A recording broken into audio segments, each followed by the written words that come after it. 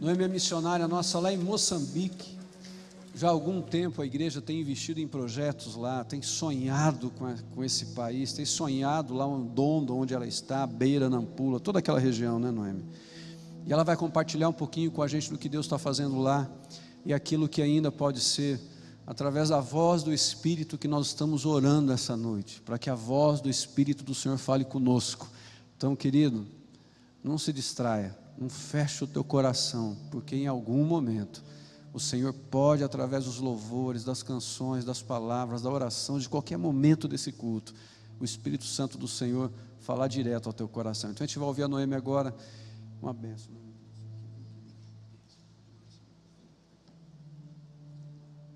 Quero saudar toda a igreja no nome precioso de Jesus Cristo, o nosso amado e grande Salvador. E é uma alegria poder estar com os irmãos aqui nesta noite e poder contar aquilo que Deus tem feito.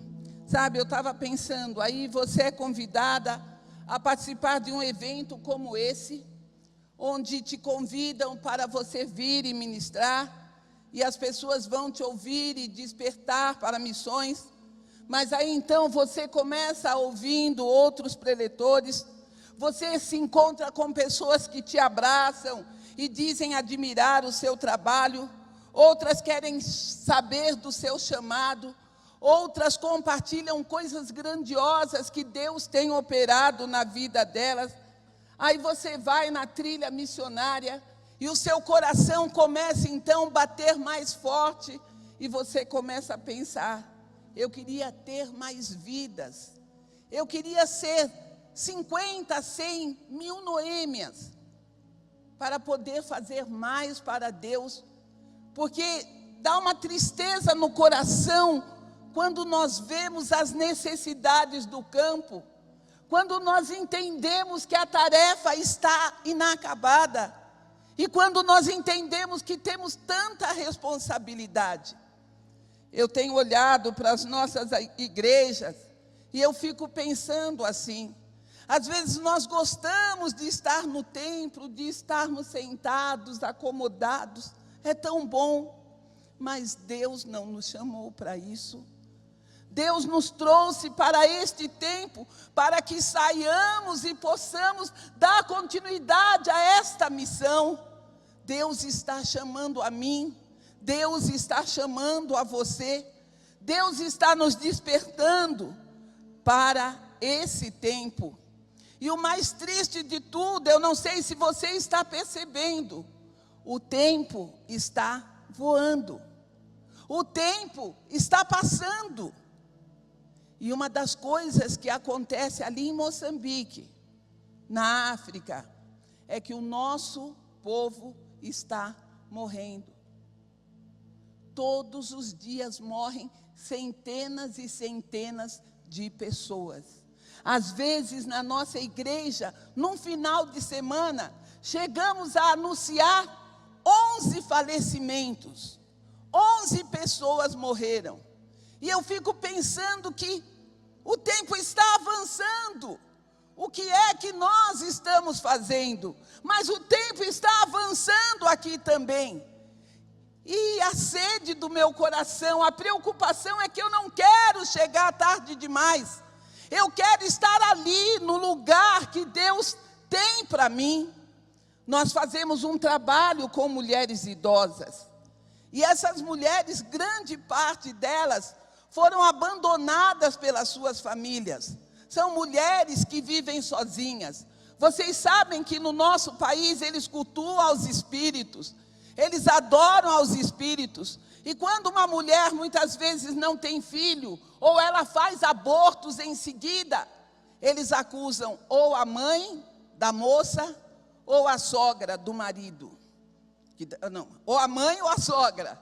E então elas são expulsas. Elas são abandonadas e muitas vezes elas são assassinadas.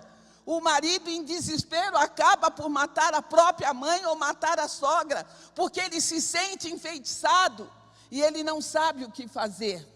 Desesperado, porque o curandeiro levou ele a esse caminho.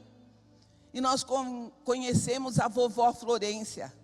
Uma senhora que foi abandonada, ela não tinha onde viver, no campo de futebol fizeram uma casinha para ela, e nós tivemos a oportunidade de chegar lá. O meu grupo de trabalho, que trabalha com essas mulheres, foi à casa dela. E quando chegou lá, ela contou a história dela. Eu fui abandonada, eu não sou uma feiticeira, eu não sou uma curandeira, eu não tenho culpa da minha filha não ter filhos, eu não tenho culpa, mas eles me abandonaram. E aí falaram para ela que Jesus a amava, estava indo ao encontro dela. E aquela velhinha aceitou Jesus como Salvador. E quando as meninas iam visitá-la, ela sempre dizia: olha, orem por mim, eu já tenho Jesus, mas eu não consigo largar o tabaco. Orem porque eu quero deixar o tabaco. E eu me comprometi de ir com as meninas, conversar com ela, visitar ela, confortar o coração dela. E o dia que eu decidi ir, eu não pude ir. Por 2, 3 vezes eu não consegui. Aí chegou o dia. E quando chegou o dia, as meninas disseram: irmã, você não ouviu? A casa da vovó Florência pegou fogo. E ela foi levada grave para o hospital. Então eu disse: desta vez, agora eu vou no hospital. E outras atividades vieram, outras coisas chegaram, e eu não consegui ir no hospital. E quando eu perguntei dela novamente, eles disseram: irmã está atrasada, ela morreu. E eu fiquei então mais triste, mas na minha tristeza havia uma alegria, ela morreu com Jesus. E eu perguntei: e o corpo? Vão enterrar como indigente? Ela disse: você também não ouviu? Quando ela morreu, como ela morreu queimada naquele incêndio, toda a família que tinha abandonado ela, voltou, porque eles achavam que agora o mal tinha saído. Como ela morreu queimada, o mal acabou. E eu senti uma tristeza no meu coração, e eu pensei: puxa, eu poderia ter ido lá, eu poderia ter consolado ela, eu poderia ter visitado mais, eu poderia ter feito mais alguma coisa. Mas o meu coração se alegrava. Ainda que a família dissesse que o mal acabou, ela estava bem agora, porque ela estava com Jesus, porque ela havia aceitado Jesus como Salvador. Queridos, precisamos agir. A urgência. Quando eu ouço uma Bíblia em cada casa no Brasil, eu fico pensando: por que não uma Bíblia em cada casa em Moçambique? Moçambique, talvez não, uma Bíblia em cada casa no Dondo. Mas além disso tem mais, tem pessoas morrendo toda hora, tem pessoas sofrendo, mas não é só lá, é aqui no Brasil também, tem pessoas morrendo, tem pessoas desesperadas, tem pessoas precisando de um abrigo. E nós não podemos chegar tarde demais. E isso me despertou mais atenção quando eu ouvi a história de um missionário no Congo. Uma mulher naquele dia, naquela noite, ela estava aflita.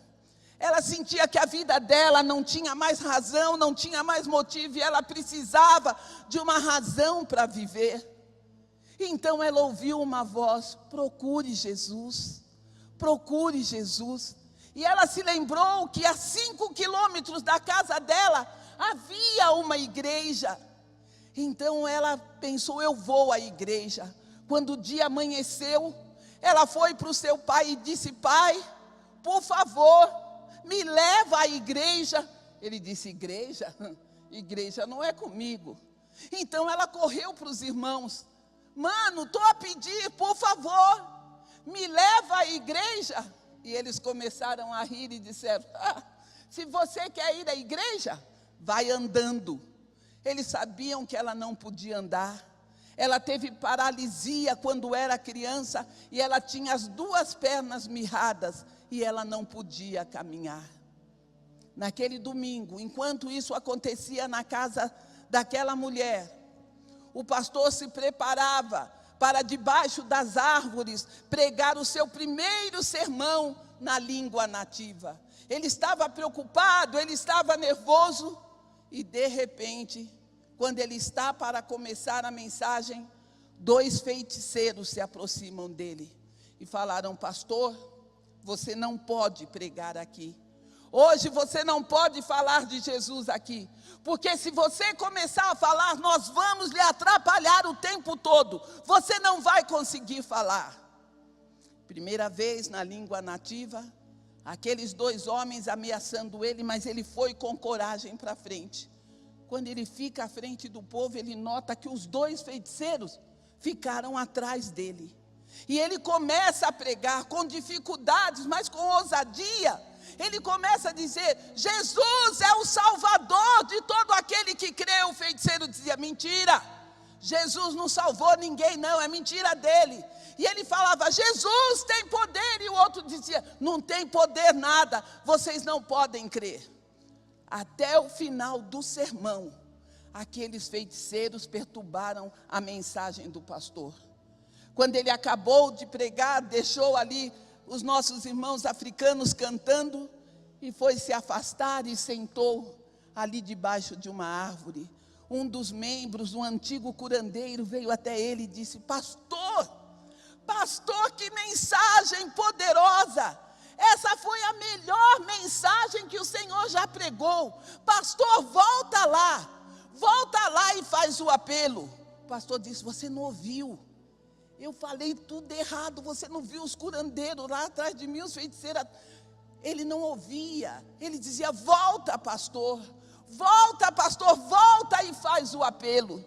E o pastor, incentivado por aquele homem, sai e vai agora lá na frente e faz o apelo, convidando as pessoas a aceitarem Jesus como solução e o único salvador das suas vidas. 62 pessoas, naquele momento, aceitaram Jesus como Salvador. Ah, que alegria para o pastor! E ele agora pega força, está terminando o culto. Quando ele está encerrando, ele vê ali no final, debaixo das outras árvores, ele vê alguma coisa se arrastando e ele ouve uma voz: será que eu cheguei tarde demais? Será que eu cheguei tarde demais? E ele viu então uma mulher se arrastando, e quando ela levantou as mãos sangravam. Quando ele a viu, ela estava toda suja de barro, capim em cima dela, e ela gritava: será que eu cheguei tarde demais? Eu também quero Jesus, será que eu cheguei tarde demais? As mulheres correram, abraçaram aquela mulher, levaram ela do lado, deram um banho, vestiram roupa, trouxeram ela perante o pastor, e novamente ela pergunta: eu também quero Jesus, será que eu cheguei tarde demais? E o pastor mais uma vez apresenta o plano de salvação, e aquela mulher aceita Jesus como Salvador. Ah, meus queridos, ainda não é tarde demais. Nós ainda temos oportunidade. Ninguém veio se arrastando para esse lugar. E Deus não está pedindo que você saia se arrastando para pregar o Evangelho. Ele pede apenas que você continue a missão que está inacabada. O mundo ainda precisa de Jesus. A África precisa de Jesus. O Brasil precisa de Jesus. E Deus não vai pedir que as pedras clamem, porque ainda eu e você estamos aqui para dar continuidade. E glória a Deus, porque ainda não é tarde demais. Deus abençoe cada um de nós. Amém.